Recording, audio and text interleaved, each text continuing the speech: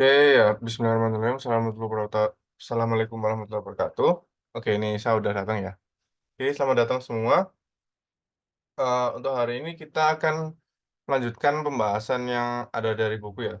Sebelumnya kita sudah selesai untuk membahas semua bab yang pada bab logika ya. Di logika sudah kita bahas semua. Sekarang kita bersisa untuk pembahasan di codingnya, di bagian coding atau pemrogramannya.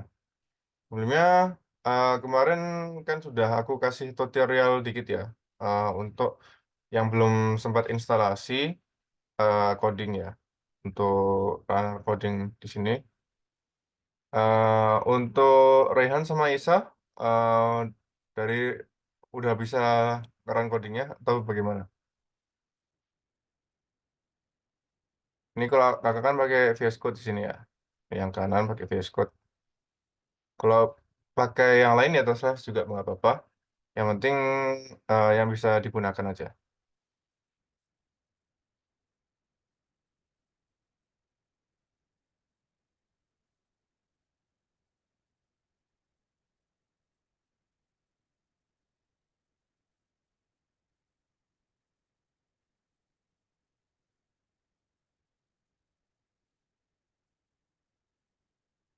Gimana untuk Rehan sama Isa? Udah sudah siap untuk running codingnya? Karena ini kita membahas kalian implementasi ya, bisa. Ya, tolong dicat di Zoom ya. Oke, sudah untuk Rehan sudah. Untuk Isa gimana?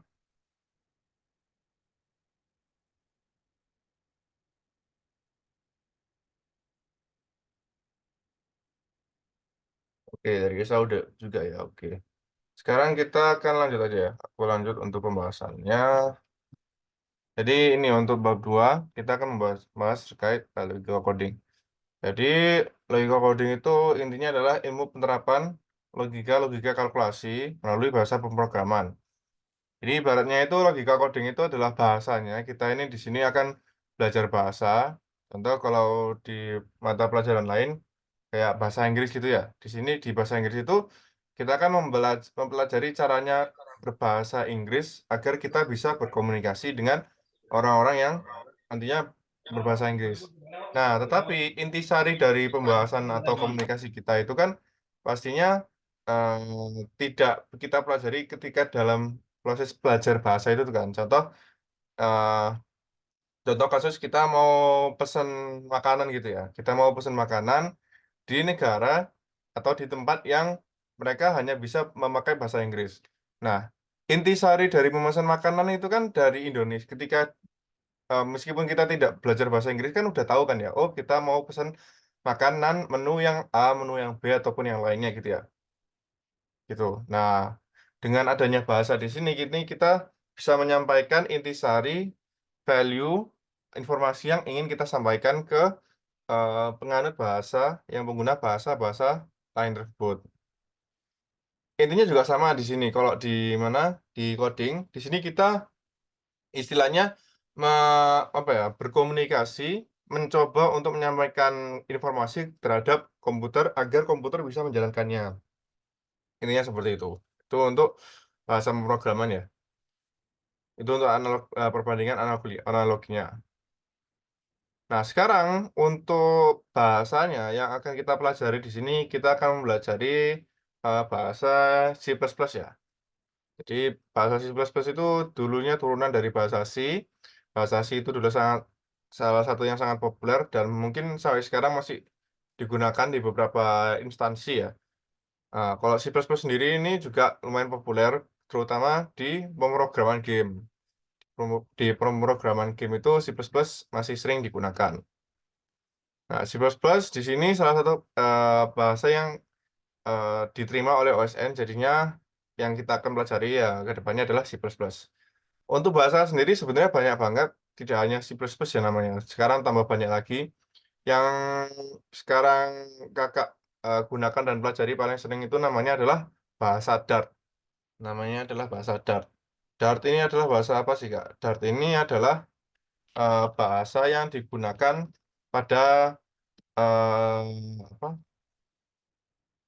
pada program bukan program ya namanya, pada, framework Flutter. Flutter ini apa, Kak? Flutter ini digunakan untuk membuat aplikasi. Jadi, kalau kalian mau buat kayak aplikasi kayak Gojek, WhatsApp gitu ya, ini, pakai Flutter itu bisa. Ininya membuat aplikasi. Nah, dalam membuat aplikasi ini kita bisa menggunakan framework. Framework itu apa istilahnya? Framework itu adalah, apa ya istilahnya ya, kayak tatanan atau susunan yang sudah dibuat oleh orang lain dan kita implementasikan gitu, menggunakan framework namanya Flutter. Nah, framework di sini biasanya sangat menguntungkan bagi kita pemrogram ya ke depannya. Kenapa? Karena banyak, apa, biasanya bahasa ini berkembang seiring dengan komunitas. Jadi semakin besar, semakin apa ya, semakin suportif suatu komunitas bahasa, maka bahasa tersebut akan semakin, sering dikembangkan dan memiliki, apa, dapat memenuhi kebutuhan-kebutuhan banyak orang gitu, gitu sih. Ya, itu intermezzo aja buat Dart. Nah, tapi di sini untuk C++ kita gunakan C++. Untuk implementasinya C++ ya tadi, salah satunya pemrograman game, itu kita menggunakan C++, biasanya ya. Oke, ini sekarang kita masuk ke dalam simple hello world. Jadi dalam bahasa pemrograman, sebuah bahasa biasanya itu, salah satu tipe kode pertama ya, utama yang diimplementasikan atau yang dipelajari itu namanya adalah, hello world ya. Hello world. Hello world itu apa sih? Hello world ya intinya, suatu program di mana bahasa pemrograman yang kamu gunakan, yang kalian gunakan itu dapat mengoutputkan atau mengeluarkan, kalimat hello world gitu intinya, gitu ya. Oke, jadi untuk di C++ ini adalah, penggunaan simple dari hello world ya. Ini coba aku copy paste dulu ya. Dari hello world sendiri di sini, ini sebenarnya kita bisa mendapatkan banyak informasi, kebutuhan-kebutuhan apa saja yang, diperlukan. Ini nggak bisa tak kan ya? Nah, keperluan-keperluan apa saja yang diperlukan agar, suatu program di C++ itu dapat dijalankan, gitu. Nah, ini pada awal-awal ini nggak usah terlalu fokus ke dalam istilah, tetapi lebih ke, implementasi ya. Jadi, eee, memang aku nggak secara langsung kayak ngelihat screen kalian, tapi aku harap dengan kalian, apa ya, belajar coding ini, menurutku paling paling bagus adalah belajarnya adalah berdasarkan, praktis, PBL kalau dalam ininya ya, apa, pembelajarannya ya, pembelajaran, eee, project based learning.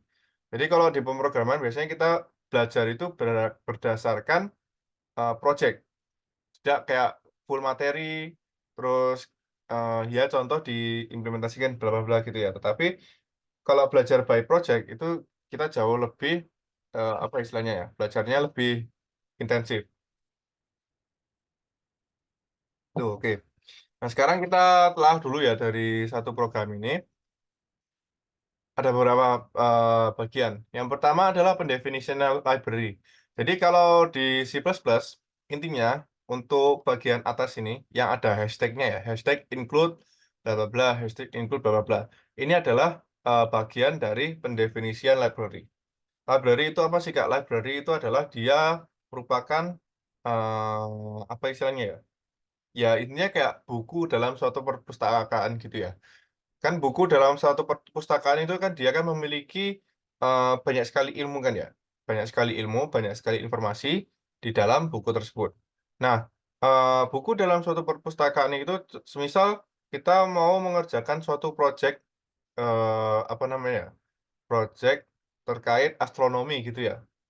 Nah, ketika kita mau belajar tentang astronomi atau mengerjakan project yang berkaitan dengan astronomi, mau nggak mau kan kita harus belajar dulu kan ya. Belajarnya dari buku atau kalau di dunia sekarang ya dari website dan lain-lain ya. Tapi kita, analogikan pakai buku dulu. Nah, dengan kita mengambil suatu buku yang berhubungan dengan astronomi, kita bisa mengimplementasikan informasi-informasi yang ada. Intinya kan seperti itu. Nah, analoginya juga sama seperti di pemrograman. Jadi agar kita dapat menggunakan fungsi-fungsi yang sudah didefinisikan pada, library-library tertentu, maka ya kita tinggal panggil-panggil aja, intinya seperti itu. Salah satunya kalau di sini implementasinya seperti apa, Kak? Salah satunya adalah ini, include IOStream. IOStream adalah, library yang, menyimpan standar, input dan output pada C++. Input dan output-nya seperti apa? Ini ada cout dan juga cin. Nanti, untuk contohnya akan kita bahas nanti. Tapi intinya seperti itu ya untuk bagian atas, terkait, pendefinisian library. Di, beberapa bahasa pemrograman lainnya, pendefinisian library-nya juga beragam sebenarnya. Tidak harus, penulisannya seperti ini. Ini mungkin aku kasih contoh ya. Coba tak bukain new window, tak bu sorry sorry, new folder, recent Python. Nah, contohnya di Python. Python itu juga salah satu bahasa pemrograman ya. Python di sini untuk, apa namanya, memanggil, apa istilahnya, memanggil, bahwasanya, oh kita butuh library ini kita menulisannya seperti ini. Kita bisa menuliskan import pandas spd. Nah, ini ada juga from scalar matrix kita import ini. Library-nya itu ini ya. Yang kita import library-nya ini. Nah, untuk bagian scalar matrix-nya ini lebih ke apa? Kayak folder dari library-nya, internet gitu ya. Itu untuk salah satu contoh, implementasinya di bahasa pemrograman lain. Sekarang kita akan coba untuk lanjut di sini. Pertama-tama, itu tadi udah library sudah ya. Nah, selanjutnya ada juga ini untuk tambahan ya sebenarnya, using namespace std. Using namespace std di sini sebenarnya, akan membantu kita dalam, tidak perlu menuliskan berulang-ulang pada kebagian ini, ketika string apa, cout dan cin. Nah, ini ketika kita lihat di sini ya, kita hover, apa, mouse kita ke fungsi apa, penulisan cout. Ini ada tulisan std.2.2 cout. Nah, std.2.2 cout adalah penulisan normalnya, penulisan normal dari cout. Jadi harusnya penulisan normalnya adalah seperti ini, penulisan normal ya. Nah, akan tetapi karena di sini aku tuliskan using namespace std, maka, std.2.2-nya ini tidak perlu dituliskan kembali, karena sudah didefinisikan di awal, gitu. Ya, agar memudahkan aja.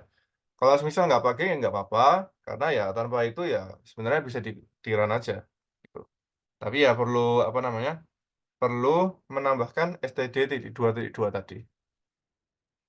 Iya, itu untuk library. Sampai sini, terkait library ada yang mau ditanyakan teman-teman?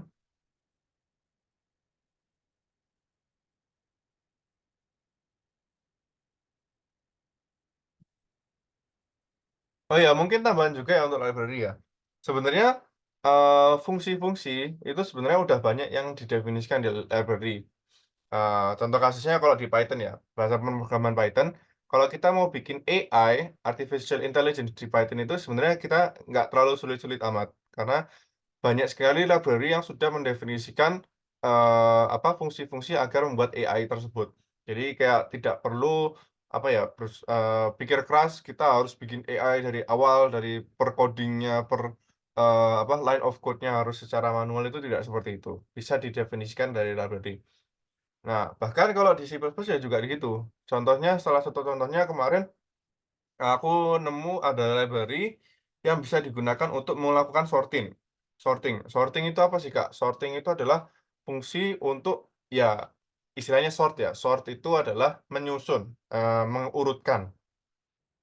Mengurutkan suatu deret suatu deret data secara berurutan, apakah ini deretnya mau diurutkan berdasarkan namanya kah, atau berdasarkan, apa istilahnya ya itu ya, jumlahnya, bobotnya, itu bisa menggunakan fungsi sort. itu. Nah, kan tetapi biasanya kalau ya agar kita tahu, apa ya istilahnya ya, agar kita tahu logiknya, lebih baik kita ya gunakan tanpa, seminimal mungkin menggunakan library, gitu. Ini untuk bagian step-step awal untuk pembelajaran coding ya. Karena kalau kita terlalu bergantung pada, apa istilahnya, library, maka ketika library itu yang pertama, terkadang ada yang namanya tabrakan antara library. Contoh ya, tabrakan antara library, contoh, oh di buku astronomi, 1 ini ternyata, ya contoh ya, Mars ini Pluto ini dia, tidak merupakan planet di, tata surya kita. Nah, tetapi kalau di buku astronomi 3 ini, ternyata Pluto, merupakan merupakan, planet yang ada di tata surya kita. Ini kan ada tabrakan gitu kan ya, tabrakan antara library. Begitu pula kalau library di sini, di C++ ataupun di Python ataupun di bahasa pemrograman lain, ada case ketika antara library itu tidak kompatibel atau tabrakan, tuh. Terus ada juga ketika, apa istilahnya ya, kalau semisal library-nya ada yang rusak gitu ya, ketika kita terlalu dependen atau terlalu mengandalkan library, maka ketika library-nya itu dari server rusak, maka mau nggak mau ya kita ya kerasa juga, "Lah kok ini tiba-tiba rusak padahal kemarin kita nggak ngubah kode sama sekali." Ternyata memang salahnya dari, apa, sumber library-nya itu sih. Ini ya terkait library. Sampai sini ada yang mau ditanyakan teman-teman? Terkait library terutama?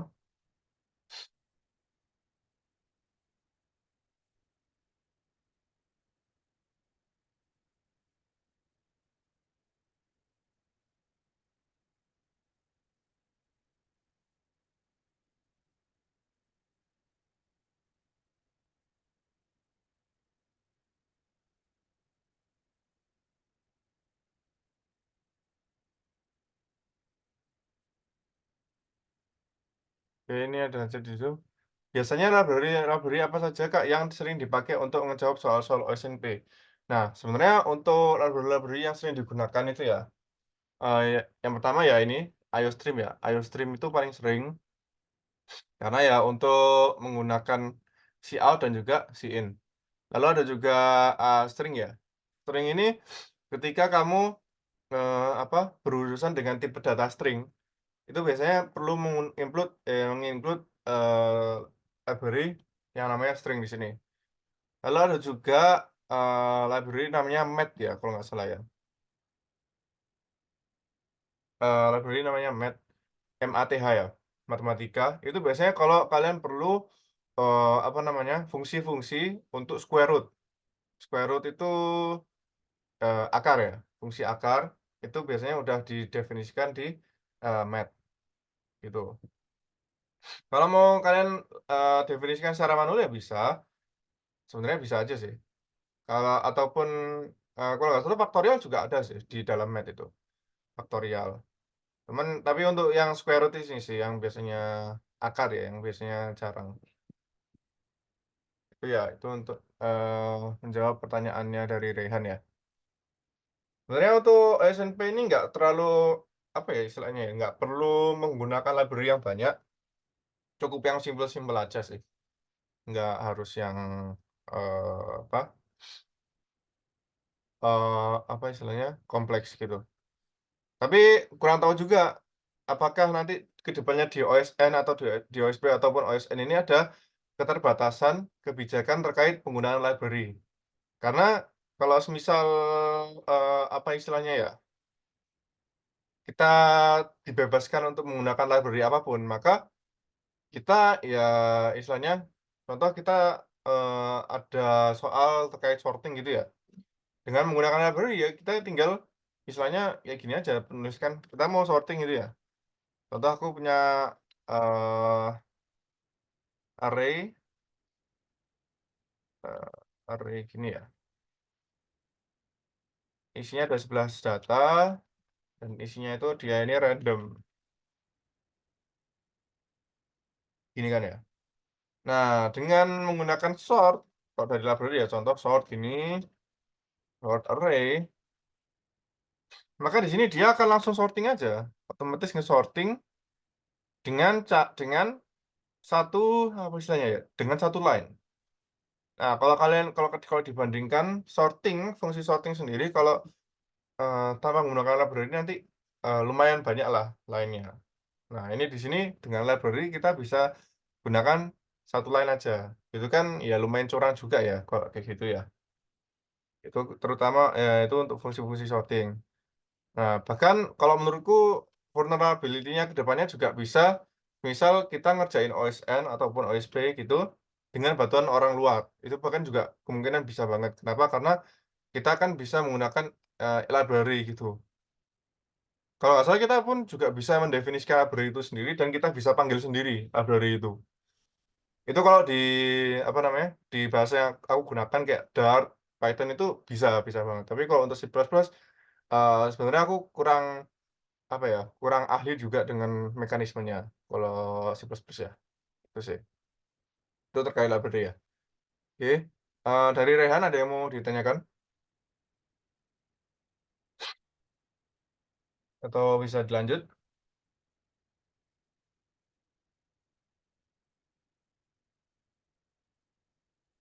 Oke, sudah ya, oke. Sekarang aku lanjut ya. Selanjutnya adalah kalau di C++ ada yang namanya bukan C++ saja sih, cuman kalau di C++ ini penulisan main-nya itu adalah seperti ini. Main itu apa sih, Kak? Fungsi main adalah suatu fungsi yang akan dipanggil pertama kali ketika suatu program itu kalian definisikan. Satu byte program, satu apa ya, suatu file folder penuh dengan program gitu ya. Nah, terus ada yang namanya fungsi in main, maka in main tersebut yang akan apa istilahnya ya, yang akan dipanggil pertama kali ya dan yang akan dijalankan. Semua hal yang ada di luar main tidak akan dijalankan kecuali dia dipanggil pada main, seperti itu. Jadi contoh kalian udah ngoding panjang lebar 100, line gitu ya, terus lah kok dari coding yang sudah kita buat ini kok nggak muncul gitu kan ya, kenapa kok nggak muncul. Ternyata, coding yang kita tuliskan itu dia tidak dipanggil ataupun tidak didefinisikan pada fungsi main itu sendiri, itu. Ya, fungsi main intinya adalah seperti itu, akan dijalankan pertama dan terlebih dahulu. Semua bahasa pemrograman ada fungsi main-nya sendiri-sendiri. Entah itu Dart ataupun, Python ya. Tapi kalau Python, ya langsung dijalanin semua juga bisa sih. Soalnya oh ya, ini untuk bahasa pemrograman itu ada 2 tipe, interpreter sama juga interpreter sama apa gitu lupa aku. Kalau di C++ itu, tipe bahasa pemrogramannya itu dia, apa, dia akan compile. Satu itu dia akan nge-compile dan akan mengoutput-kan, suatu file .exe biasanya ya kalau di C++. Nah, kalau Python itu dia nggak akan nge-compile, tapi dia akan menjalankan satu persatu dari awal hingga akhir tanpa perlu membuat, file .exe itu untuk dijalankan. Ya, itu kalau perbedaan yang bisa dilihat untuk perbandingan antara C++ dan juga Python. Itu untuk iya, pendefinisian in main terkadang juga beda-beda juga antara bahasa pemrograman. Ada yang secara langsung didefinisikan seperti ini, in main, ataupun ada file khusus yang digunakan untuk menyimpan in main, dan seterusnya, gitu ya. Tuh. Oke, itu in main. Lalu selanjutnya adalah ada tanda kurung Kurawa buka dan Kurawa tutup. Nah, kurung Kurawa di sini adalah apa? Kurung Kurawa di sini adalah ini kan ada fungsi main ya. Fungsi main ini memiliki semacam body. Body itu adalah isi dari, apa, bahasa pemrograman itu isi dari fungsi. Misal isi dari fungsi main adalah apa? Adalah yang ada di dalam kurung Kurawa ini. Itu adalah isi dari main. Ya, itu isi dari, main. Body atau isi ini yang akan dijalankan. Semua hal, semua bait, semua baris yang ada di dalam body, itu yang akan dijalankan ketika pertama fungsi main ini dijalankan. Ataupun kalau semisal di luar fungsi, kita tidak menggunakan fungsi main, tapi kita gunakan fungsi lain, yang akan dijalankan ketika fungsi tersebut apa ya, bernilai valid gitu ya, itu yang akan dijalankan adalah yang ada di dalam body. Lalu itu untuk kurung kurawa ya, harap dibedakan antara kurung kurawa dan juga kurung buka, kurung tutup. Ini yang apa, yang lingkaran, ini yang ada lancipnya. Untuk yang lingkaran ini, kurung kurung buka, kurung tutup biasa, dia digunakan sebagai penyimpan parameter, parameter maupun kondisi. Parameter itu apa sih, Kak? Parameter itu adalah, semacam apa ya, input lah, input untuk menjalankan, fungsi tersebut. Tapi untuk main di sini, dia disengajakan kosong. Kenapa? Karena, lah main ini sebagai, apa istilahnya ya, fungsi yang akan dipanggil pertama kali. Nah, fungsi yang akan dipanggil pertama kali, apakah dia bisa memiliki suatu input? Kan pastinya nggak bisa, karena, lah dia ini pertama kali kok dia ini butuh input, inputnya nanti dapatnya dari mana? Kita akan kirim dari mana? Itu kan akan yang menjadi kebingungan ya. Makanya untuk parameter di sini, untuk main ini biasanya dikosongkan. Parameter adalah suatu input yang harus diinisialisasikan dalam memanggil suatu fungsi. Intinya seperti itu, parameter. Ada juga tipe lain, ya ini kondisi, nanti kita akan lihat juga ya. Kondisi itu apa sih, Kak? Kondisi itu juga menggunakan ini, kurung buka, kurung tutup. Kondisi di sini, dia istilahnya kayak ngecek gini loh, apakah kondisi ini bernilai true atau false?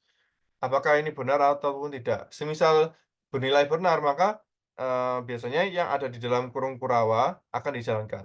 Semisal bernilai tidak benar atau false, maka yang ada di dalam kurung kurawa yang sudah didefinisikan itu tidak akan dijalankan. Intinya seperti itu ya. Itu terkait kurung kurawa buka dan juga kurung kurawa tutup, yaitu. Sampai sini ada yang mau ditanyakan terkait kurung kurawa buka dan tutup, maupun terkait fungsi main?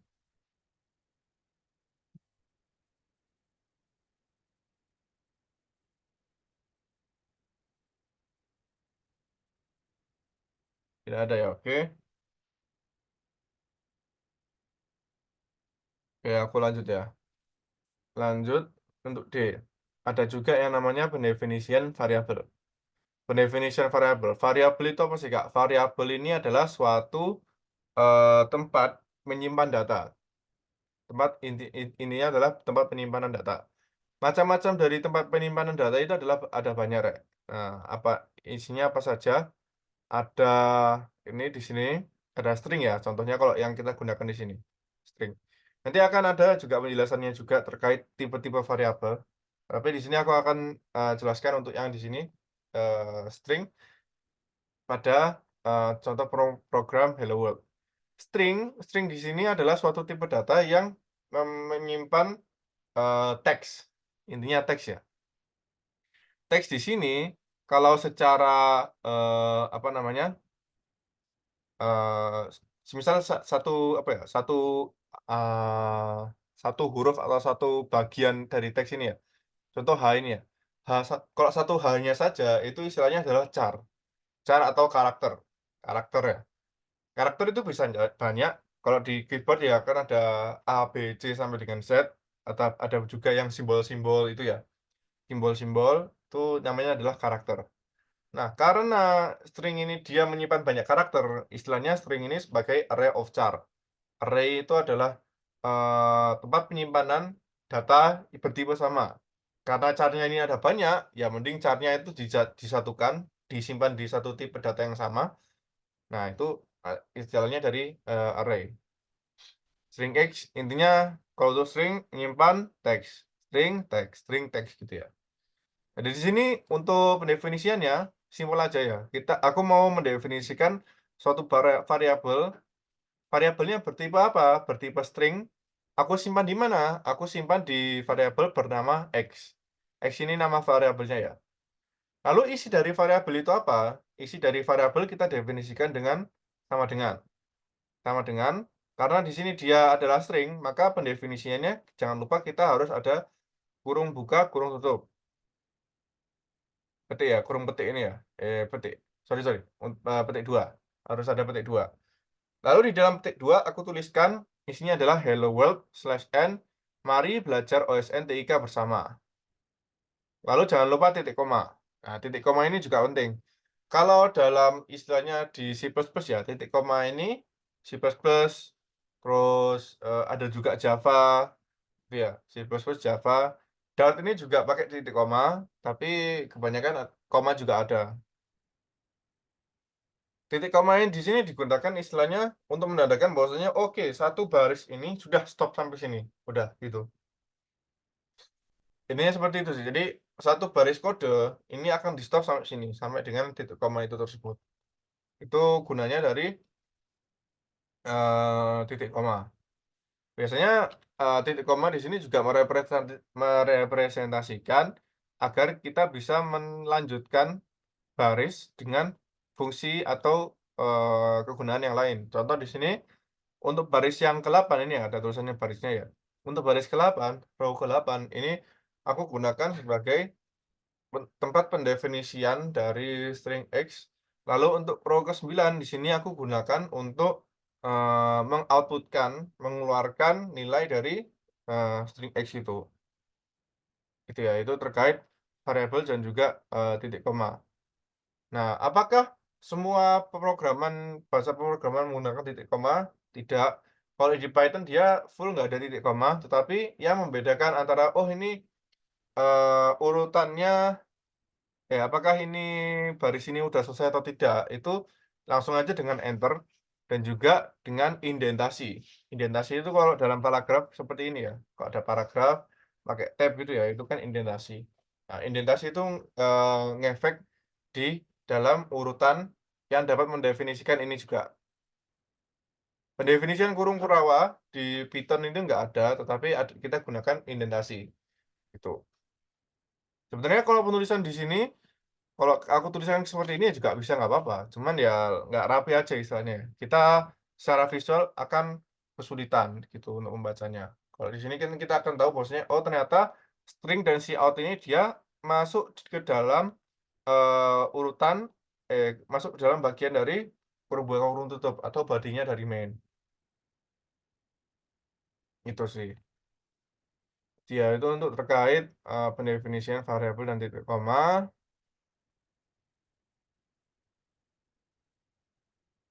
Oke, sampai sini ada yang mau ditanyakan? Variabel dan titik koma. Untuk tipe-tipe variabel nanti akan dibahas lanjut nanti, karena lumayan banyak tipe variabelnya.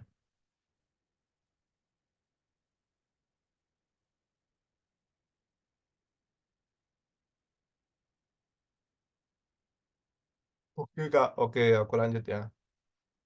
Sekarang kita masuk ke ini, menginputkan atau mengoutputkan. Menginputkan, di sini kita gunakan yang namanya cin, tapi di sini, di dalam program nggak ada yang namanya cin, tapi kita akan menggunakan cout. Cout di sini digunakan untuk mengoutputkan atau ngeprint ya istilahnya. Ini coba kita run dulu di sini.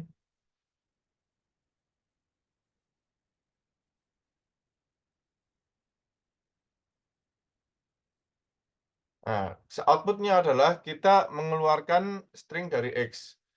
Isi dari X ini adalah apa? Isi dari X adalah hello world, mari belajar OSN3 bersama. Ini slash n ini adalah, eee, baris untuk ini ya, ganti baris ya. Itu kita pakai slash n. Isi out X n-line. N-line itu apa? N-line itu ya untuk ganti baris. Juga, kita gunakan n-line. Itu cout ya. Cout, digunakan untuk mengoutputkan. Jangan lupa untuk cout ini ya, tanda apa istilahnya ini ya, tanda panahnya dia ke kiri, atau kalau secara visual dia memakan kanannya, gitu ya. Itu sih, pokoknya itu istilahnya tanda panahnya ke kiri kalau cout. Kalau in, dia tanda panah ke kanan, ini bisa dilihat di sini ya, in kanan, N kanan, K. Nah, untuk si in, dia ini, mau nggak mau karena dia ini menginputkan ya, dia menerima masukan. Nah, masukan itu tersebut harus disimpan di suatu tempat. Nah, kita kembali ke tadi, apa tempat yang digunakan untuk menyimpan data, Ya, yang kita gunakan adalah variabel. Maka, untuk si in, mau nggak mau harus didefinisikan variabelnya terlebih dahulu, variabel untuk menyimpannya. Contoh di sini, contoh yang Kakak gunakan adalah, integer ya. Ketika Kakak inputkan suatu integer, n dan k, maka dia ketika dijalankan ya, terus Kakak tuliskan 5,5 spasi 6, maka secara berurutan dia akan menyimpan 5 untuk n dan 6 untuk k. Dia terpisahkan oleh, spasi di sini ya, itu untuk input. Input selain untuk menyimpan integer ya, integer itu bilangan bulat, selain bisa digunakan untuk menyimpan integer, ada juga gunanya untuk menyimpan string. Di sini kita bisa menyimpan string, string s, cin, panah yang kanan. Nah, ketika program dijalankan, kita tuliskan "Aku suka kamu", maka s di sini akan menyimpan string di sini, itu. Itu untuk si in ya, kita istilahnya menerima masukan. Lalu untuk si out di sini digunakan untuk mengoutput-kan.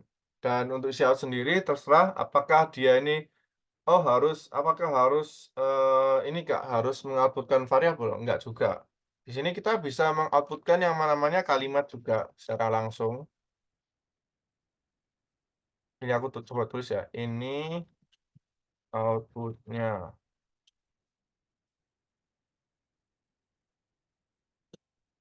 Ya, ini terus kita jalankan lagi. Ini output-nya, titik 2 langsung ini. Jadi kalau semisal antara teks ataupun variabel ini harus dipisahkan dengan tanda panah tadi ya, tanda panah 2 ke kiri, untuk output ya.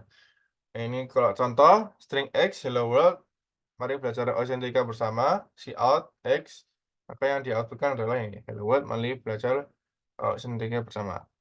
Ini slash n digunakan untuk, enter ya, enter, ganti baris, n-line juga gunakan untuk enter atau ganti baris.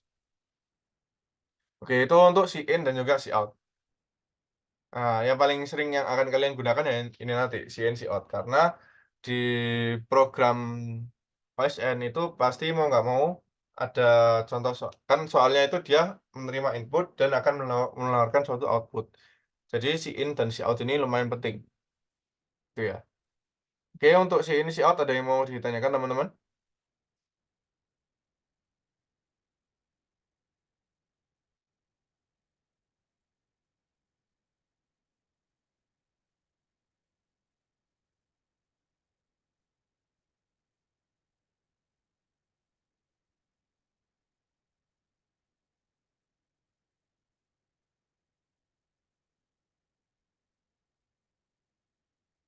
Gimana untuk si in dan si out? Ada yang mau ditanyakan?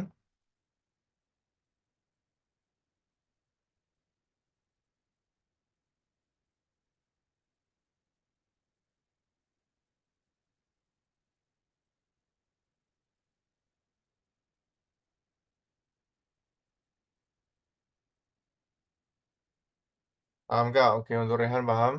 Untuk yang lainnya gimana? Ini tadi Torik barusan masuk ya? Untuk Torik dan Isa, ini belum ada respon ya dari tadi ya? Oke, untuk Isa, paham? Oke, Torik paham juga, oke. Oke, aku lanjut ya. Nah, ini kita akan ke bagian kedua. Di bagian kedua ini kita akan membahas tipe-tipe variabel ya, tipe-tipe data dan juga variabel. Pada pemrograman di C++ ini sebenarnya nggak hanya di C++ juga, bisa diimplementasikan di pemrograman lain, bahkan untuk kapasitasnya juga apa, tergolong sama dengan yang lain, gitu.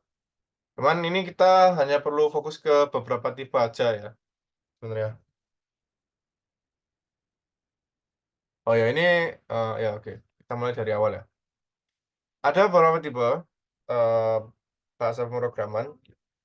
Yang pertama adalah, tipe data integer. Integer itu tipe data apa, Kak? Integer merupakan tipe data yang di mana dia akan yang dapat menyimpan bilangan bulat. Jadi dia dapat menyimpan bilangan bulat. Mau itu positif maupun negatif, ataupun nol itu terserah. Yang penting, tipenya harus bilangan bulat.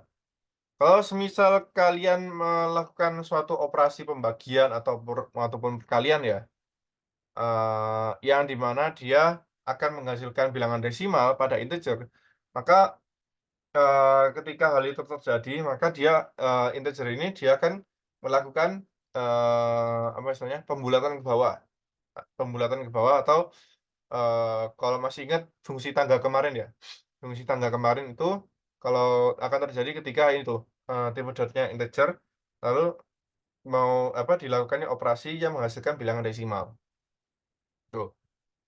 Lalu ada juga batasan ya, batasan apa maksudnya, ketika aku punya suatu tipe data integer, lalu aku mau kalikan dengan tipe data yang lain, yang meskipun dia ini sama-sama menyimpan angka ya, dia nggak akan bisa dijalankan. Kenapa? Karena yang pertama, mereka memiliki tipe data yang berbeda, gitu. Ini, proteksi aja sih, agar tidak terjadinya pertabrakan antara tipe data. Dan juga menyesuaikan bahwasanya, oh ini, input salah ini, harus bertipe data ini, gitu ya, itu. Nah, untuk integer sendiri dia memiliki kapasitas, teman-teman. Kapasitas maksudnya apa? Nah, meskipun bilangan bulat ini, apa, bisa sampai banyak ya, bisa sampai 1 miliar, bisa sampai 1 triliun, gitu kan ya. Nah, untuk tipe data integer di sini dia memiliki kapasitas maksimum dan minimumnya. Kapasitas minimumnya ini ketika dia, ini berapa miliar ini, eee, sekitar 2 miliar ya. Dia bisa menyimpan data sampai dengan nilai 2 miliar, negatif 2 miliar maupun positif, 2 miliar. Itu untuk integer.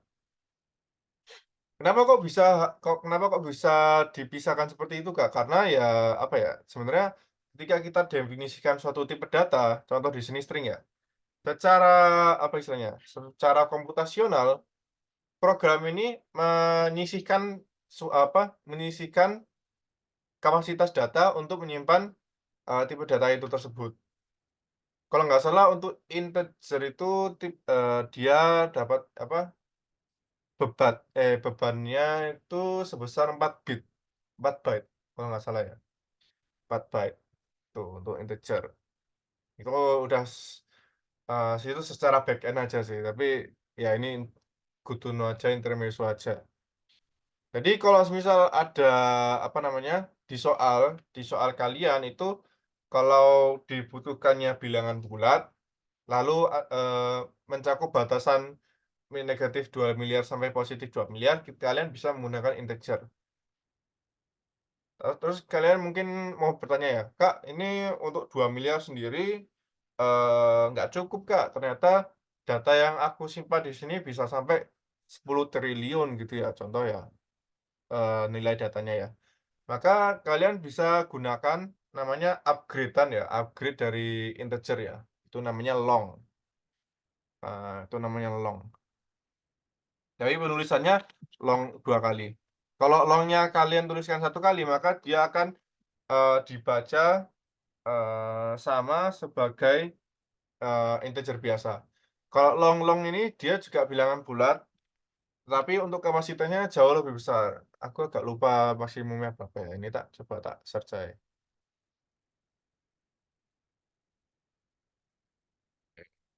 C++ variable capacity.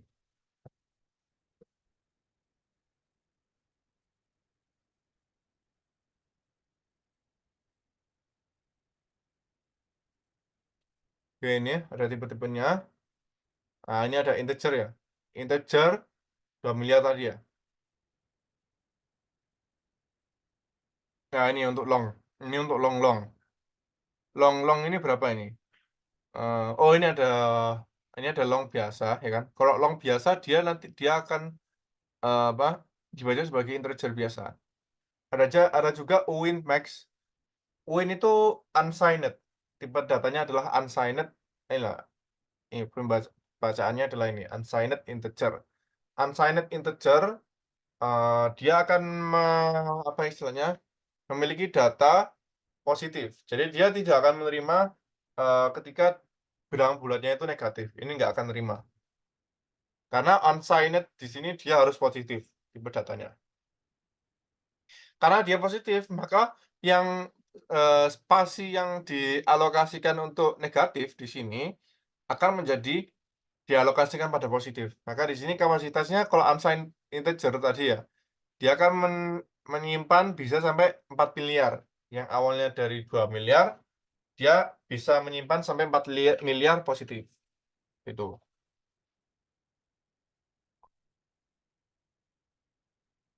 Lalu ada juga ini L L-long ya. L-long ini maksudnya long long. Long long di sini dapat menyimpan berapa ini? Ini miliar, ini triliun, berarti jutaan kali triliun ya. Ini kalau semisal ini berapa pangkat ini? 9 kali, ini tak copy paste aja deh.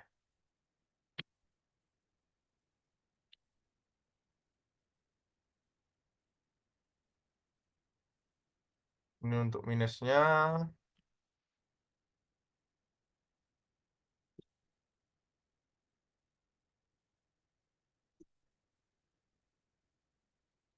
itu untuk long long. Jadi ini bayangkan ya, ini berapa ya? 9 pangkat berapa ini? 9 kali 10 pangkat berapa itu? Lumayan panjang ya.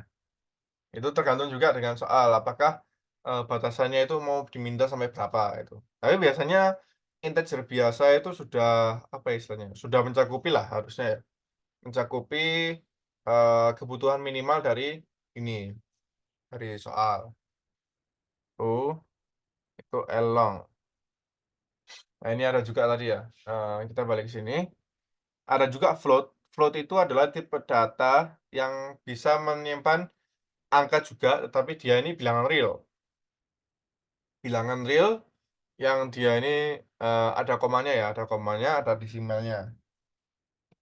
Tuh, ada desimalnya ataupun eksponennya. Nah, untuk float sendiri itu maksimumnya adalah seperti itu, eee, maksimum penyimpanan datanya ya, banyak ini. Ya, itu untuk float. Lalu ada juga, boolean. Ini sebenarnya float ini ada lagi yang namanya double ya, double, tapi ini kok nggak ada di sini ya?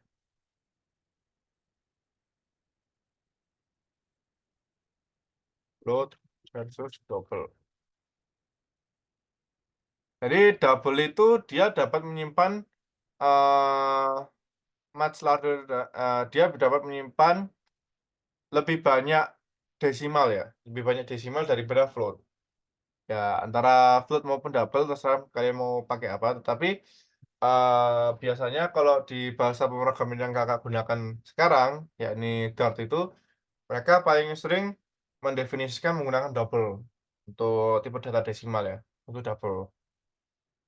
Lalu ada juga bool. Bool ini tipe data yang hanya bisa menyimpan 2 saja, true atau false. True ini kalau secara komputasional tulisannya 1 ya, 1, kalau false ini tulisannya 0, nilainya. Nah, untuk intensitasnya juga sering, bool ini sering banget karena, setiap kali ada yang namanya, pengecekan kondisi, yang ada parameternya, yang ada kondisinya, itu dia akan mengoutput-kan true ataupun false, gitu. Terus selanjutnya ada juga string ya, string. String di sini dia bertipe data teks dan dapat menyimpan sebanyak berapa ini? Wah, banyak teks ya. Bisa menyimpan banyak sekali karakter, sorry. Dia dapat menyimpan banyak sekali karakter. Lalu ada juga void, ya ini kosong ya. Ya tipe datanya kosong. Tipe data kosong dari void ini berguna ketika kalian mendefinisikan suatu fungsi di mana kalian nggak mau ada output dari fungsi tersebut. Jadi ya udah kalau semisal fungsi yang kalian definisikan jika dipanggil ya, ya udah dipanggil aja, nggak ada output sama sekali. Nggak ada output yang perlu diolah lagi. Gitu untuk void. Lalu selanjutnya ada lagi, ada tipe data char. Char ini merupakan penyimpanan karakter ya, penyimpanan satu karakter. Satu karakter, ya kapasitasnya cuma satu aja intinya dia, gitu. Tapi karakternya di sini itu per karakter yang ada di keyboard kita ini ternyata dia memiliki apa istilahnya, dia memiliki kodenya masing-masing. Semisal untuk, A kecil maupun A besar, dia ini memiliki kodenya masing-masing.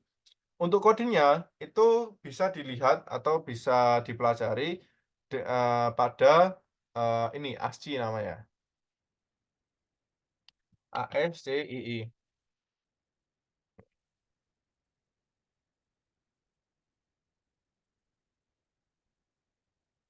Loh, mana itu, Nah?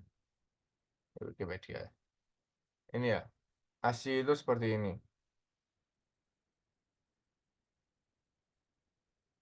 Yang lengkap mana ya? Ini. Jadi dia, eee, loh, mana sih simbolnya?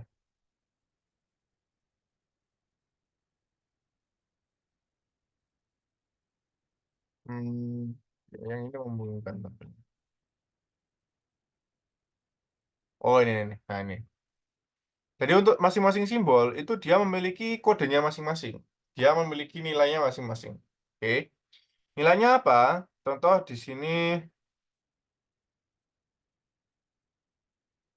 apa, ini ya, ini nilainya ya, secara desimal. Kita lihat di desimalnya aja. Untuk spasi dia memiliki nilai ASCII 32, tanda seru 33, dan seterusnya ya. Lalu untuk angka 1 ini ternyata dia memiliki nilai ASCII 49. Nilai ASCII-nya 49.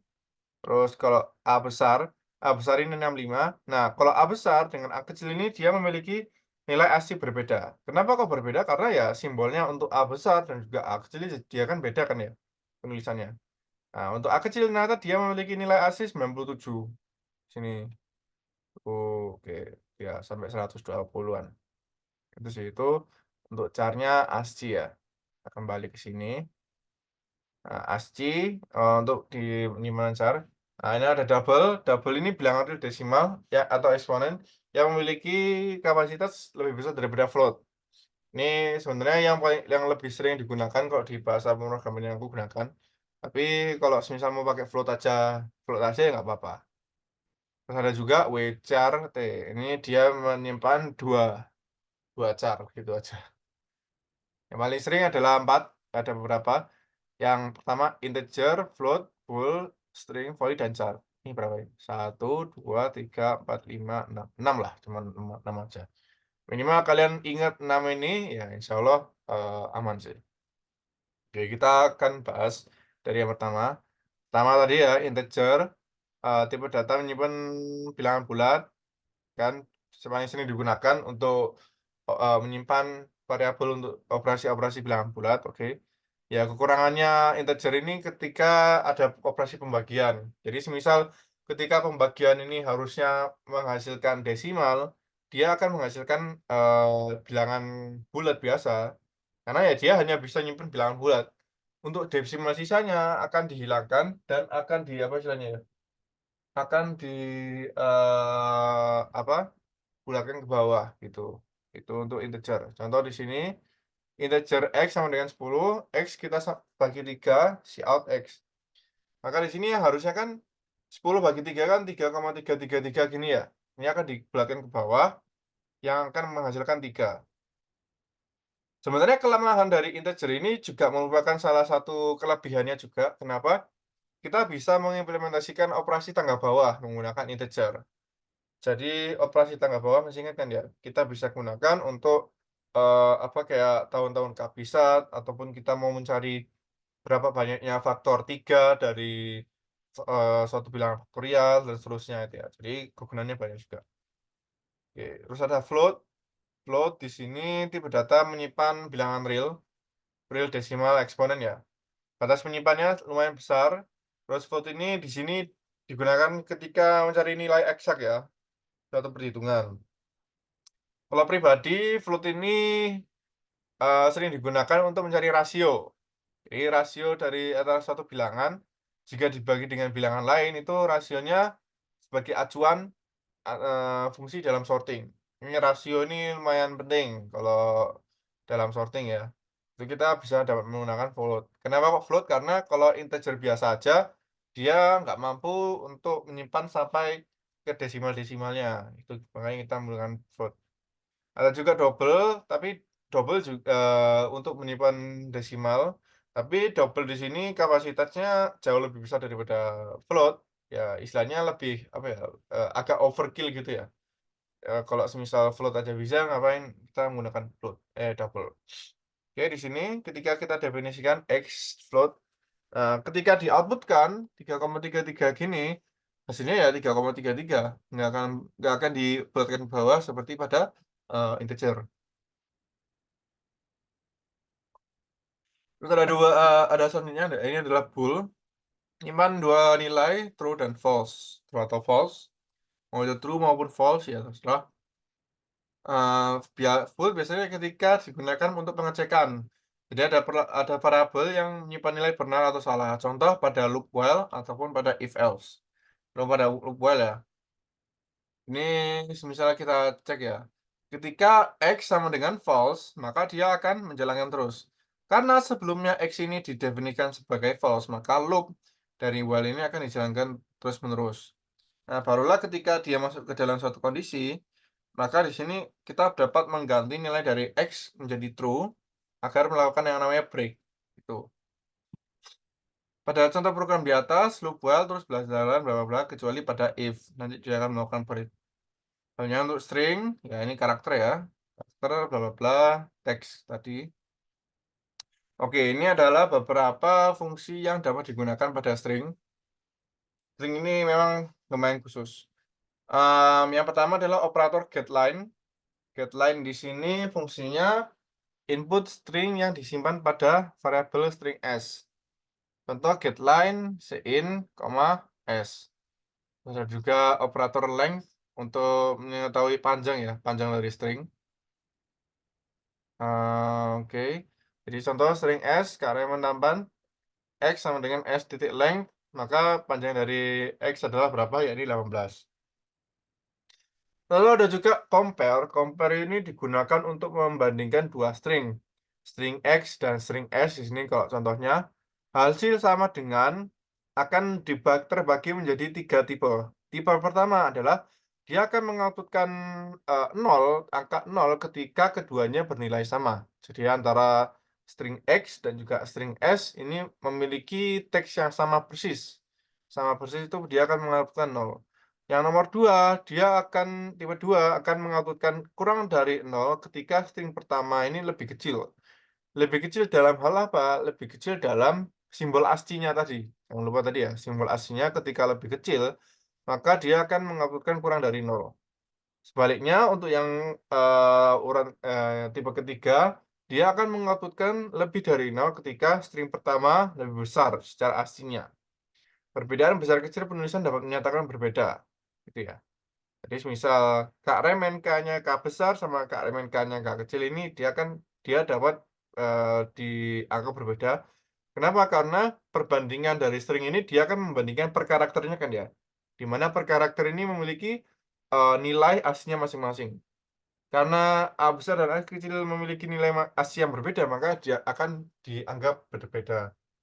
Kecuali kalau ada apa, parameter tertentu bahwasanya dia tidak, apa ya, tidak, kalau semisal karakter besar maupun kecil juga apa, nggak ngaruh. Itu istilahnya namanya, apa ya, karakter sensitif atau karakter insensitif, lupa aku. Ya itulah istilahnya. Terus ini untuk contoh penggunaannya, string S, keareman tambahan, string X, keareman tambahan juga. Ini semuanya memiliki spasi yang sama dan juga memiliki kapital yang sama. Maka ketika di-compare Y sama dengan X compare S, maka Y akan sama dengan 0 karena keduanya memiliki nilai yang sama. Yaitu, lalu di sini ada fungsi yang namanya copy, char array, len, post. Menyalin suatu bagian dari string dengan batasan, ada 3 batasan. Yang pertama, untuk satu char array adalah target target penyimpanan string. Lalu 2, len adalah panjang bagian yang akan disalin.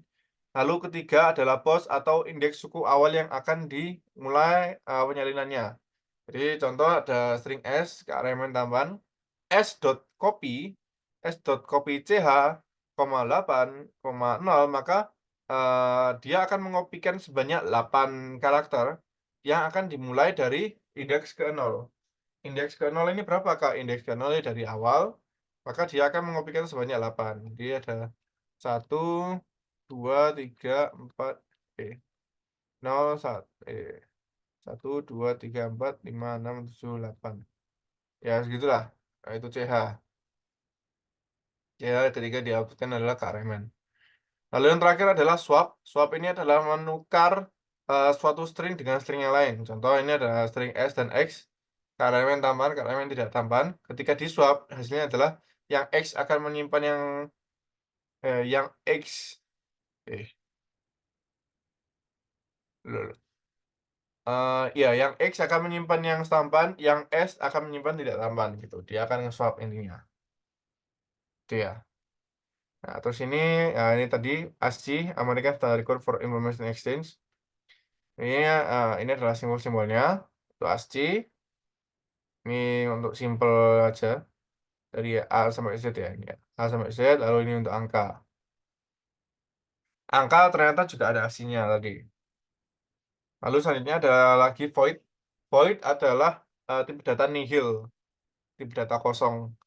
Jadi ketika suatu fungsi kalian panggil, ini untungnya untuk tipe data kosong ini ketika dipanggil ini dia tidak perlu mengalokasikan data lagi untuk memanggil fungsi tersebut. Contoh di sini ya. Contoh di sini aku definisikan fungsi fun namanya, fungsi fun. Fungsi fun memiliki tipe data void, tipe data nihil. Maka ketika di in main aku panggil ini fun, dia akan mengoutputkan langsung hello world tanpa perlu mengalokasikan suatu variabel untuk menyimpan fun. Jadi contoh X sama dengan fun gitu ya, ini nggak usah. Karena fun di sini dia tipe datanya void, jadi tidak perlu menyimpan. Gitu. Outputnya langsung hello world. Nah, ini tipe data void di mana fungsi tersebut mengoutputkan suatu nilai yang dipanggil. Ya, itu untuk variabel dan tipe data. Ini lumayan banyak ya. Oke. Untuk bab 2,2 ada yang mau ditanyakan, variabel dan tipe data. Silakan teman-teman kalau misalnya ada yang mau ditanyakan. Atau kalau mau lanjut ya juga bisa, silakan juga chat di kolom Zoom ya.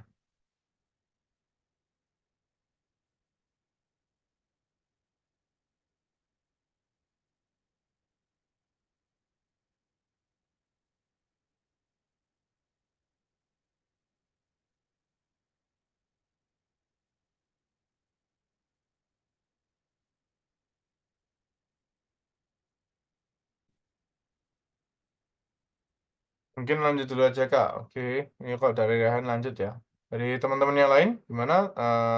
Bingung atau ada yang mau ditanyakan? Atau lanjut? Orik dan Isa. Oke, dari Torik lanjut. Ya, mungkin kita lanjut dulu aja ya. Oke, yang 2,3 ada yang namanya operasi matematika. Ya, sama seperti ketika kita mengerjakan suatu apa ya, soal matematika ya, kan ada yang kita dapat menggunakan beberapa operasi matematika tertentu dalam mengerjakan soal. Nah, di sini di pemrograman itu ada simbol-simbolnya tersendiri yang dapat kita gunakan untuk mengimplementasikan operasi-operasi tersebut. Kita langsung aja lihat dari awal. Nama operatornya adalah penjumlahan, untuk simbolnya plus. Jadi fungsinya ya pasti menjumlahkan ya, menjumlahkan dua bilangan. Di sini implementasinya X, Y, X sama dengan X plus Y, X sama dengan 15. Nah, di sini eh ya mungkin yang kalian bingungkan adalah ini ya, di sini. Variabel X yang baru, dia akan memiliki nilai sama dengan X plus Y. X sebelumnya berapa? X sebelumnya adalah 5, Y yang di sini, Y sebelumnya adalah 10. Maka 5 plus 10 sama dengan 15. Maka X yang baru akan memiliki nilai 15. Itu ya, ini ketika kita berhubungan dengan apa variabel ya. Mengganti nilai dari suatu variabel itu seperti ini contohnya. Ya, Y sama dengan Y min X itu dia akan menggantikan, mengoverride nilai Y yang lama dengan yang baru, di mana Y yang baru sama dengan Y yang lama, 10 min 5, gitu. Itu untuk pengurangan ya, ini pengurangan, mengurangi bilangan pertama dengan bilangan kedua, ini hasilnya juga bisa negatif di sini. Hasilnya dapat menghasilkan bilangan negatif. Lalu ada juga perkalian. Nah, untuk perkalian di sini simbolnya bintang ya, teman-teman. Jangan lupa bukan X, karena X di sini dia bukan merupakan simbol, tapi dia huruf biasa. Jadi agar tidak apa istilahnya ya, tidak kaget gitu ya, jika diimplementasikan di program. Gunanya bintang untuk mengalikan X kali Y gitu ya. Terus ada juga pembagian ya, ada juga pembagian. Pembagian di sini dia akan membagi bilangan pertama dengan bilangan kedua. Untuk integer pembagiannya akan dibulatkan ke bawah. Masih ingat tadi ya. Kalau di sini integer X sama dengan Y bagi X. Y-nya 11 bagi 5. Harusnya kan sisanya hasilnya adalah berapa ya? 11/5. 11/5 atau 2 komaan ya. Nah, kalau di integer dia akan dibulatkan ke bawah, ya ini kedua. Lalu ada juga modulus. Modulus ini digunakan untuk mencari hasil bilangan pertama ketika dimodulo dengan bilangan kedua. Langsung pakai persen. Ya langsung pakai persen. Ketika X sama dengan X persen Y, Y persen X. Y ketika dibagi modulus di X, maka X sama dengan sisanya. Sisanya ketika 11 dibagi 5 adalah sisanya adalah 1. Lalu ada juga square root, SQRT ya. SQRT itu digunakan untuk mencari akar dari suatu bilangan. X sama dengan square root atau X sama dengan 16. Square root 256, X sama dengan 16. Sebenarnya untuk pangkat ya, eksponen atau pangkat itu dia nggak ada simbolnya setahuku. Nah, lebih baik ini bisa kita gunakan semacam apa ya, cara for loop, looping berbatas untuk melakukan perkalian perpangkatan sampai dengan pangkat tertentu. Itu kita bisa menggunakan looping. Untuk looping itu apa, Kak? Nanti kita akan pelajari lagi. Nanti akan dibahas di sini. Lalu ada juga yang namanya increment. Increment simbolnya adalah plus-plus, di mana dia akan menambahkan satu pada suatu bilangan. Contoh, in X sama dengan 5, X plus plus, maka hasilnya in X sama dengan 6 selanjutnya. Lalu ada juga decrement. Decrement mengurangi satu pada suatu bilangan. X sama dengan 5, X decrement, X min, X sama dengan 4. Lalu ada juga parentesis. Parentesis di sini Pemdas ya, masih ingat Pemdas ya? Parentesis mendahulukan suatu operasi sebelum operasi yang lain. Dilakukan melalui pendahuluan suatu operasi diikuti operasi selanjutnya. Oke. Jadi X sama dengan 1 plus 3 bagi 2. Nah, ini penulisannya kita bisa melakukan ini. X sama dengan 1 plus 3, X sama dengan X per 2, X sama dengan 2. Gitu. Lalu ada juga eksponen. Eksponen ini intinya adalah melakukan perkalian sebanyak N kali, di mana N adalah banyaknya eksponen. Dilakukan dengan cara looping sebanyak N kali. Nah, ini kita bisa menggunakan looping. X pangkat X sama dengan 3 pangkat 3 menjadi integer X sama dengan 1.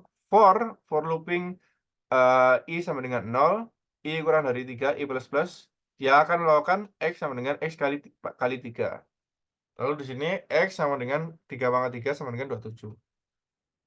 Ya, itu untuk penjelasan beberapa operasi matematika.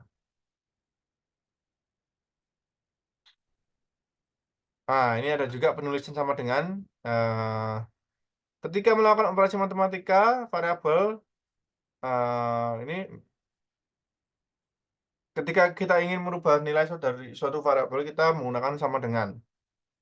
Nah, ini dia akan meng-override atau mengganti nilai pada dirinya sendiri. Maka penulisannya bisa sebagai berikut tadi. X-nya 5, Y-nya 10, X sama dengan X plus 5, X sama dengan 15. Namun cara penulisannya yang lain dengan lebih mudah adalah mendahulukan penulisan operasi sebelumnya, sebelum sama dengan itu, lalu menghilangkan penulisan variabel asal. Jadi yang awalnya adalah X sama dengan X plus Y menjadi X plus sama dengan Y, gitu. Nah, ini konsep ini juga digunakan untuk penjumlahan, pengurangan, perkalian, pembagian, dan modulus. Ini bisa digunakan semua di situ. Ya, itu untuk penulisan sama dengan. Lalu ada juga perbandingan ya, perbandingan. Jadi dalam suatu kondisi yang ada kurung buka kurung tutupnya ya, ini kita sebenarnya bisa menggunakan perbandingan sama dengan, tidak sama dengan, dan seterusnya. Ini ada beberapa listnya. Ini untuk simbol-simbolnya. Yang pertama adalah operator. Operator sama dengan. Simbolnya adalah sama dengannya 2 kali.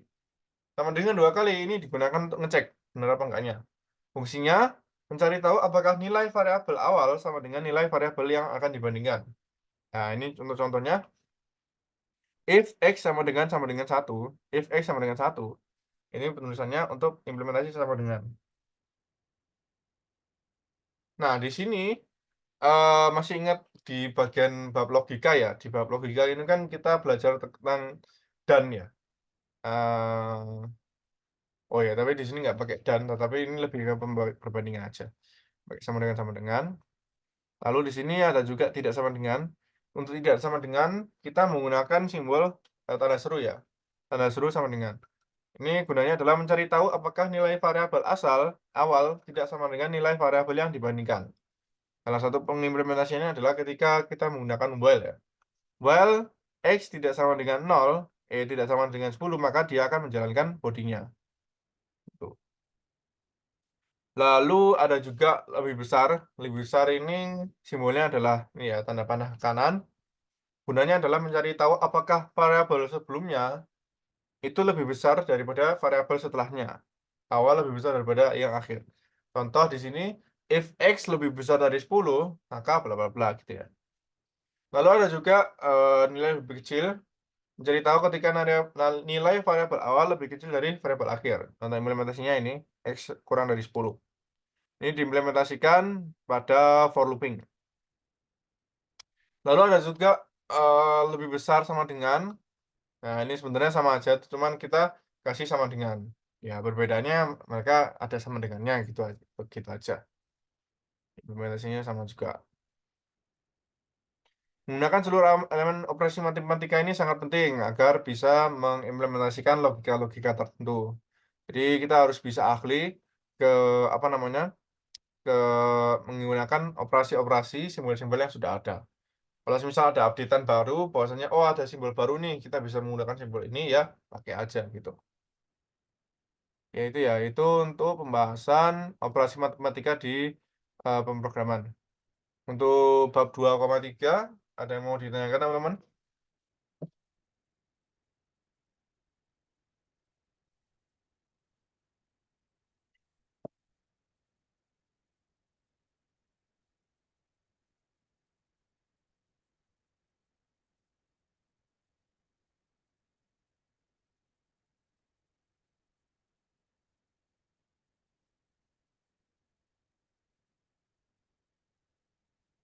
Belum ada ya? Oke, belum ada. Ya, aku lanjut ya. Jangan malu teman-teman kalau misal ada yang mau ditanyakan, tanyakan aja nggak apa-apa. Oke, sekarang 2,4 if if else atau dan kondisi. If merupakan salah satu fungsi di mana terdapat dua jenis outcome. Nah, ini menjalankan body atau tidak menjalankan body.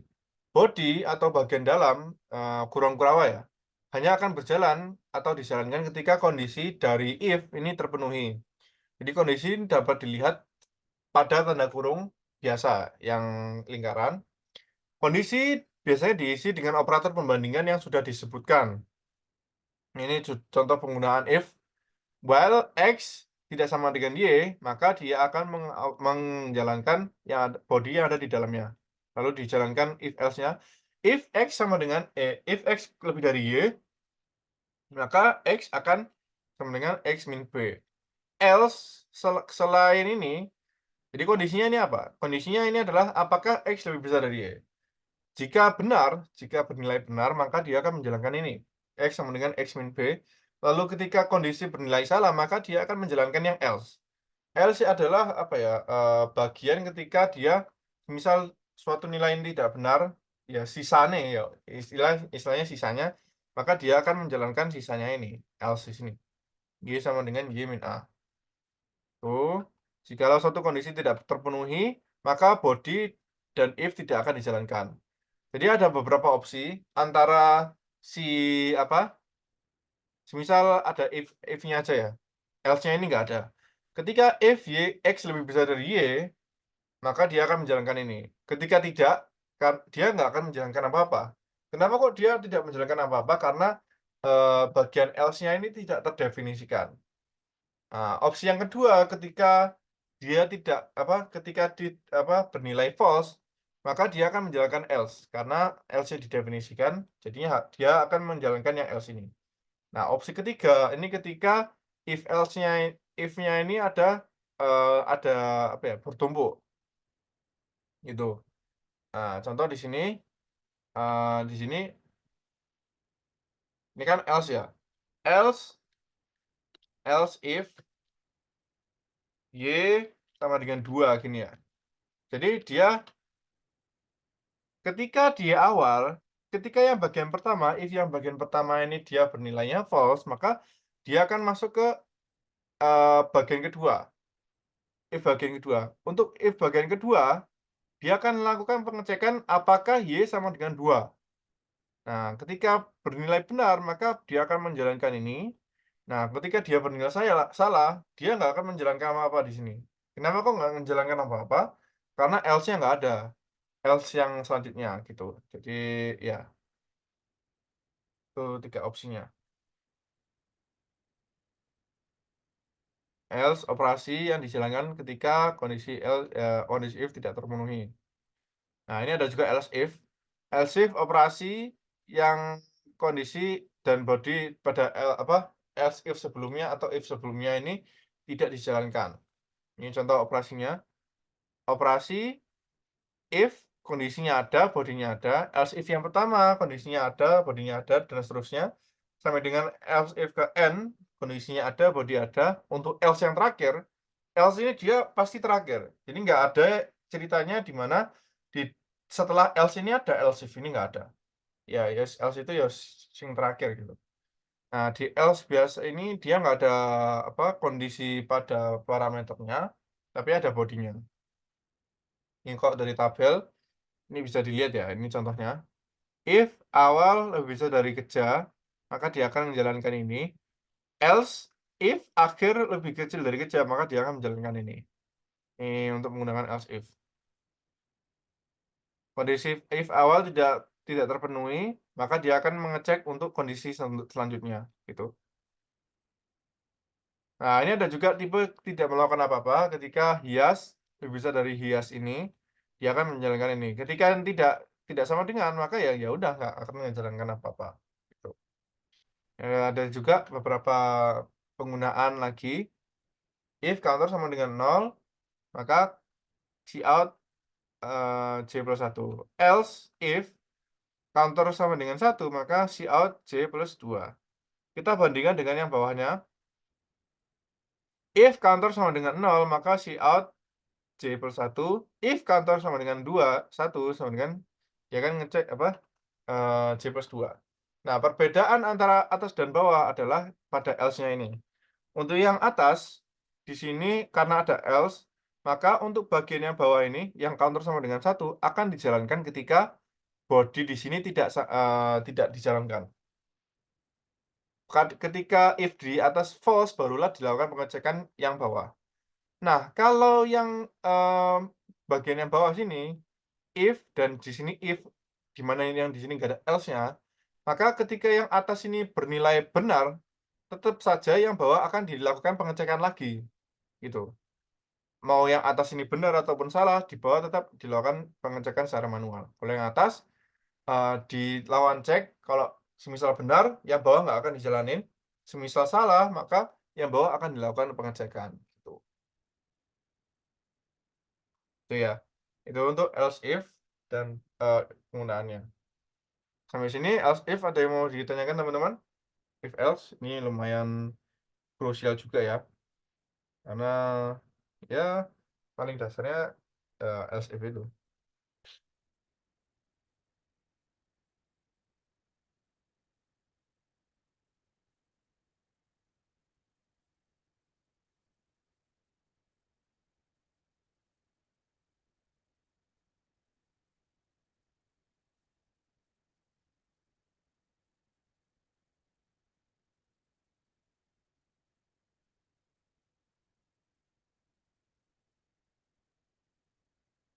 Nah, teman-teman untuk else if else ada yang mau ditanyakan atau mau lanjut?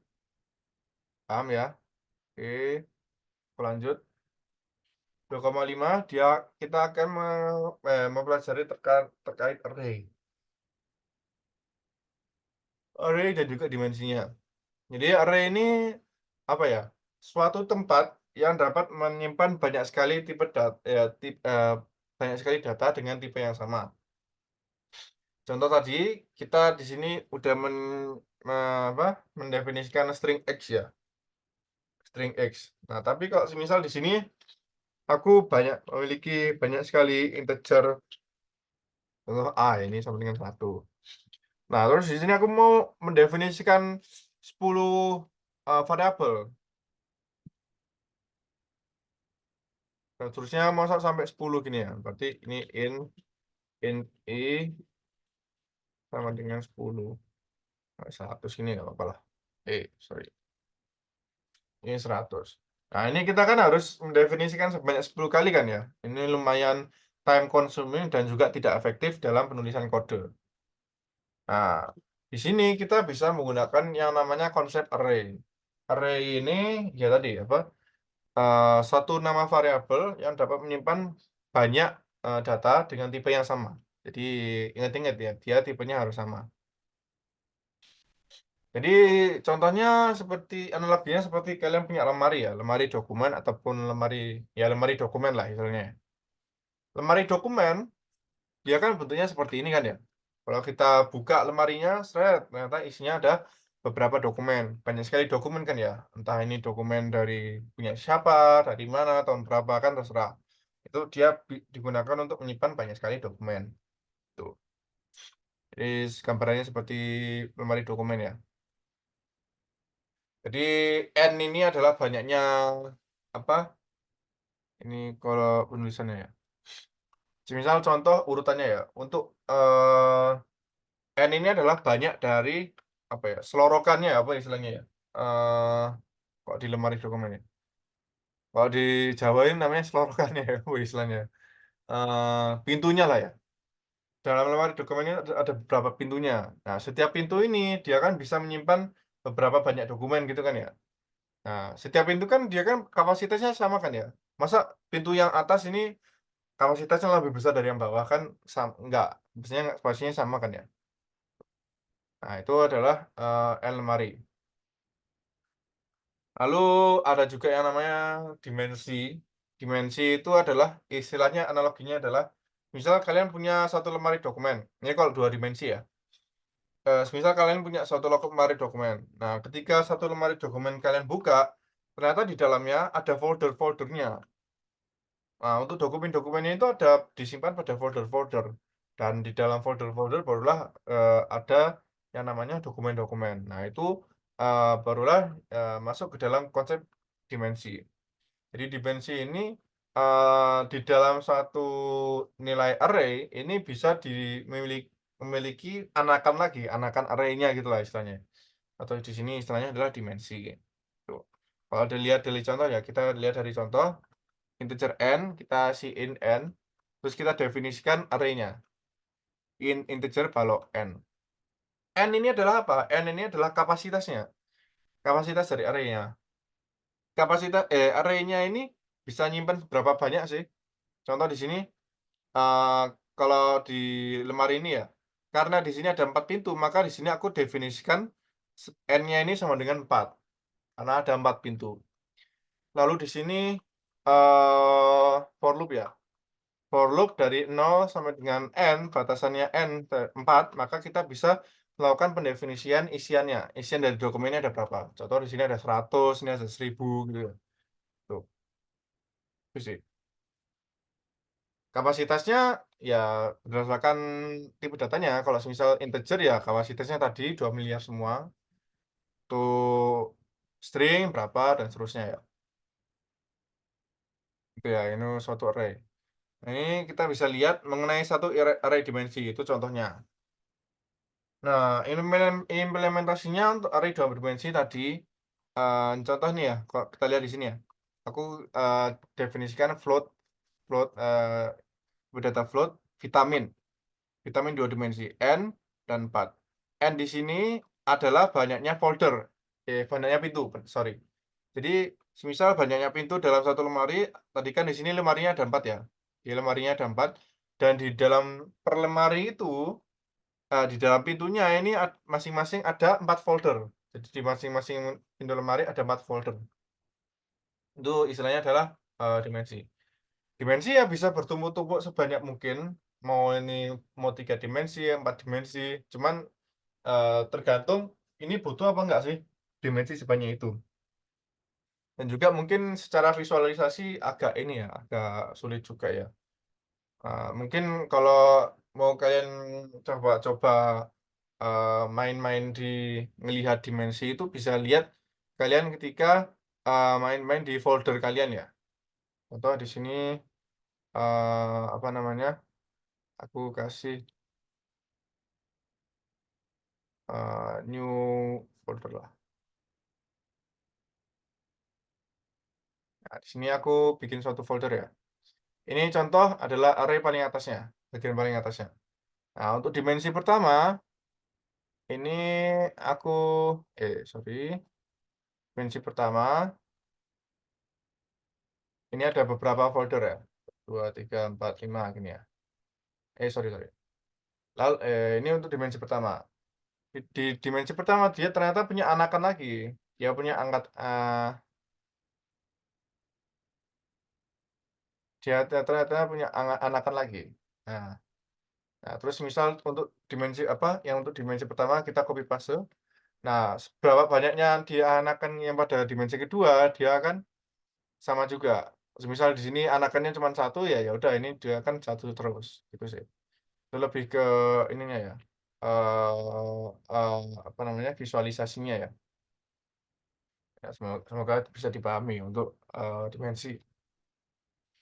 Nah, namun ini kembali lagi ke pertanyaan, apakah, semakin banyak dimensi pada suatu array ini semakin, "Wah, program ini semakin bagus," gitu kan ya. Nah, kembali lagi dengan kebutuhan dari penggunaan kalian. Apakah dengan lebih banyak dimensi ini akan membantu kalian, memecahkan soal? Seringkali kita mikir, "Wah, ini lebih enak kita dimensinya kita banyakin aja deh." Tapi kita nggak tahu ini fungsi dimensinya buat apa, itu kan mubazir kan ya, nggak digunakan. Jadinya, kita harus, cermat-cermat gimana caranya menggunakan array dimensi, gitu ya. Oke, karena waktu sudah, menunjukkan 8:30 ya, ini kita akan lanjut besok ya. Untuk 2.6, mungkin itu aja sih, kita lanjut besok di jam 7 juga untuk 2.6.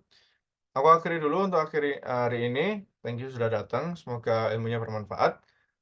Akhirul kalam, wassalamualaikum warahmatullahi wabarakatuh.